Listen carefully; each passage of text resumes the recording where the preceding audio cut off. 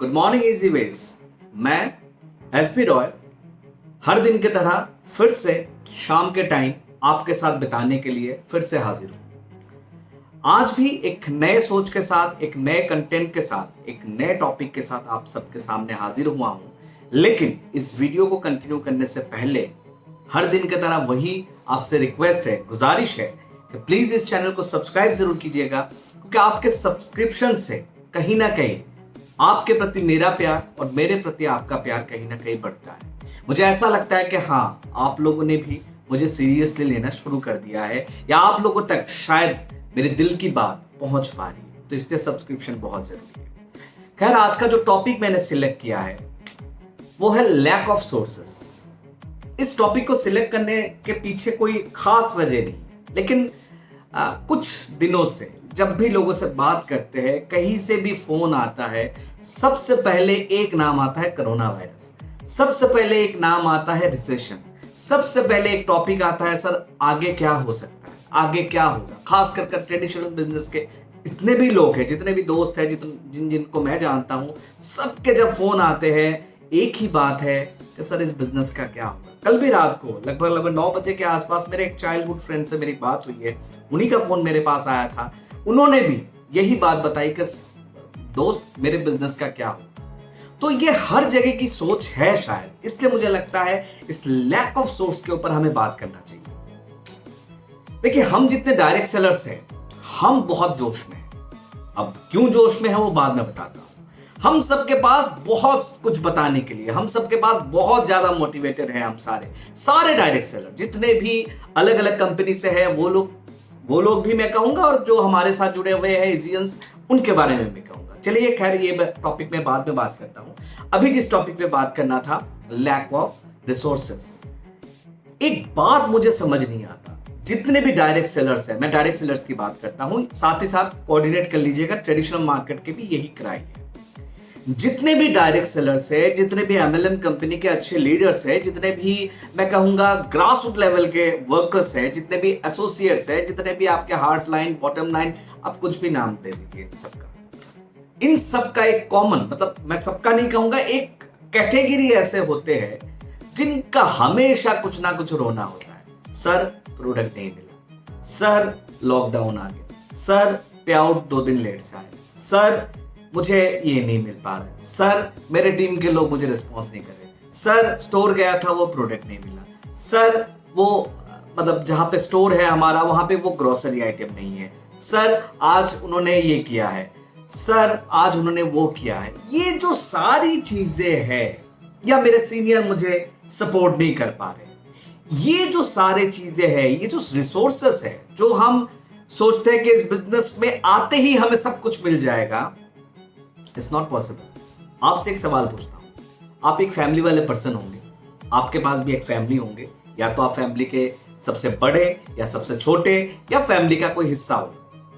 जितने भी direct sellers है, कहीं ना कहीं फैमिली के हिस्से ही होते हैं। एक बात सोच के देखिएगा, इतने तसल्ली से एक लिस्ट बनाने के बाद, इतने बारीकियों से एक लिस्ट बनाने के बाद भी महीने के 15, 16, 17 तारीख के बाद या 20 तारीख के बाद आपके घर का राशन या कोई एसेंशियल कमोडिटी खत्म हो जाते हैं। फिर हम दोबारा जाते हैं, लेने जाते हैं, कभी मिलता है कभी नहीं मिलता है। जब इतना लेखा जोखा करने के बाद भी आपसे गलती होती है, तो इतना बड़ा सिस्टम जब चलता है, चाहे कहीं से भी चले, वहां पे भी कहीं ना कहीं दिक्कतें आ सकती है। इनको ओवरकम करना ही लीडरशिप होता है। अगर आप ओवरकम नहीं कर पाओगे तो आप अच्छे लीडर बन ही नहीं सकते। मैं ये मानता हूं, अगर सारे सिचुएशन आपके फेवर में ही होता तो आपकी जरूरत क्या थी, एक लीडरशिप की जरूरत क्या है।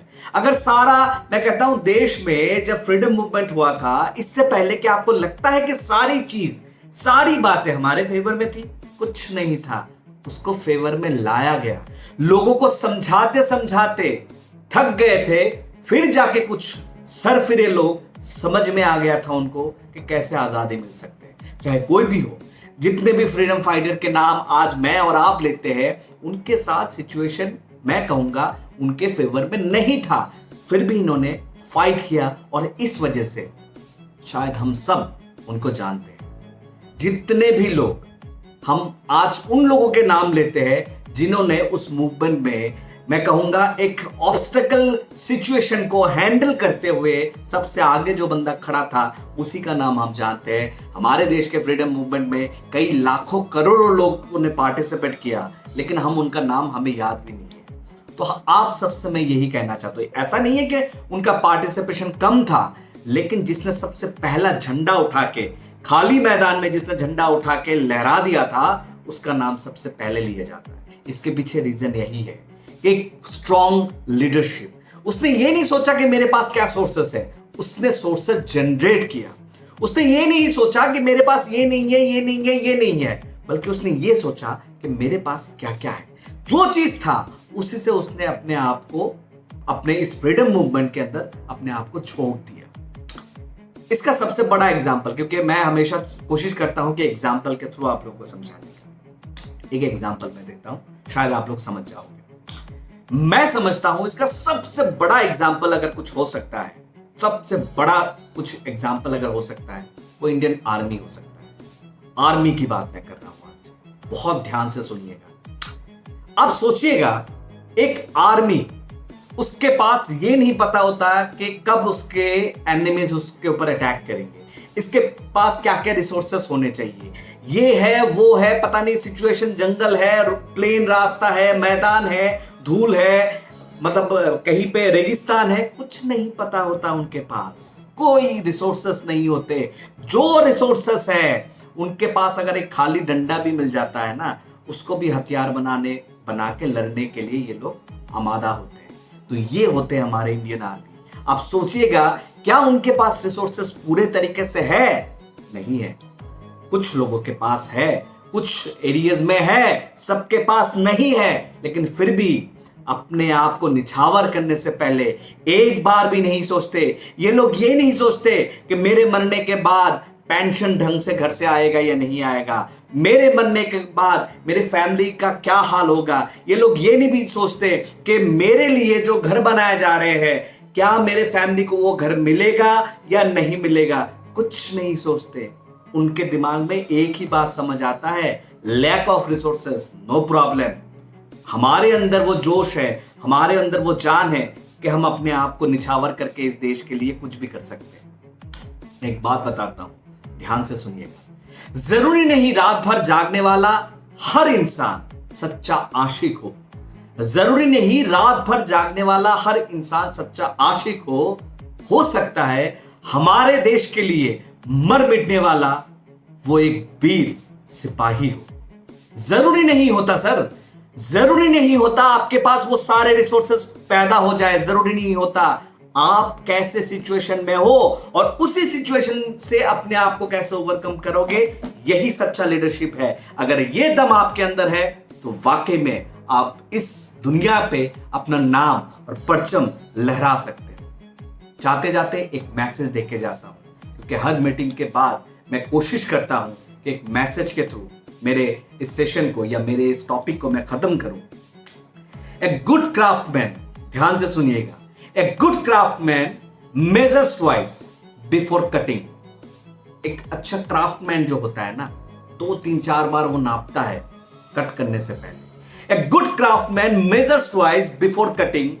A bad one constantly blame his tools। मतलब ये है कि उनके पास काम धाम है नहीं, वो सिर्फ और सिर्फ ब्लेम करना जानते। मेरे लीडर अच्छे नहीं है, मुझे अच्छा लीडर नहीं मिला, मुझे ये अच्छा नहीं मिला, मुझे अपने माँ बाप अच्छे नहीं मिले। यार भगवान ने जो देना था वो तो दे दिया। तुम्हारे माँ बाप अच्छे नहीं है, तुमने क्या किया? तुम औलाद तो अच्छे बन जाओ। अगर तुम्हारे माँ बाप ने तुम्हारे लिए नहीं किया, देखिए हर माँ बाप कोशिश करता है अपने से बेस्ट टू बेस्ट करने के लिए, लेकिन कुछ लोगों के इसमें भी शिकायत है कि मेरे माँ बाप अच्छे नहीं मिले। अरे भगवान ने जो बनाना था वो बना दिया, अच्छा औलाद बन जाओ, फिर अच्छे लीडर बन जाइए। सिर्फ एक ही ऑप्शन है, अपने आप को फर्निश कीजिए। और इसीलिए इजी वेज आरोग्य वाटिका ने एक बहुत शानदार वेबिनार हर दिन अरेंज करते हुए आ रहे हैं पिछले कम से कम 20 दिनों से। इसमें बहुत शानदार लीडर अटेंड करते हैं, अपने एक्सपीरियंस को शेयर करते हैं, कैसे उन्होंने मुकाम हासिल किया। साथ ही साथ हमारे कंपनी के एमडी मिस्टर शाह सर, वो खुद अपने एक्सपीरियंस शेयर करते हैं। तो इतना कुछ आप लोगों को मिल सकता है सिर्फ और सिर्फ घर बैठे इस वेबिनार को ज्वाइन करने से। तो मैं सबसे अपील करता हूं, इस रेफरेंस के अंदर, डिस्क्रिप्शन के अंदर आपको मेरा नंबर मिल जाएगा। जो लोग इंटरेस्टेड है इस वेबिनार को ज्वाइन जरूर कीजिएगा। और एक चीज का ध्यान आगे से जरूर रखिएगा, क्या रिसोर्सेस है उसके ऊपर डिपेंडेंट मत बनिए, बल्कि खुद रिसोर्सेस पैदा कीजिए, खुद सोर्सेस बनाइए और मैदान में उतर जाइए, आप भी सक्सेसफुल होंगे। कल मैं अपना एक एक्सपीरियंस शेयर करूंगा जो मैं वेबिनार में करूंगा। अगर आप लोग शामिल होंगे तो जरूर उसको भी एंजॉय कर पाओगे, क्योंकि मेरा एक्सपीरियंस भी, मेरे लाइफ के एक्सपीरियंस भी कुछ ऐसे ही था जहां पे रिसोर्सेस की बहुत बहुत बहुत कमी थी। चलिए, कल के लिए एक नए टॉपिक के साथ, एक नए सोच के साथ फिर मैं हाजिर होऊंगा। तब तक मैं आप सबको यही कहूंगा, stay home and stay strong. कल भी ये मैसेज दिया था, फिर आज बोल रहा हूं, स्टे होम स्टे स्ट्रॉन्ग। और कल के लिए आज एडवांस में आप सबको कहूंगा कि कल के वेबिनार में जरूर जरूर जरूर हिस्सा लीजिएगा, बहुत कुछ होने वाला है। Thank you so much.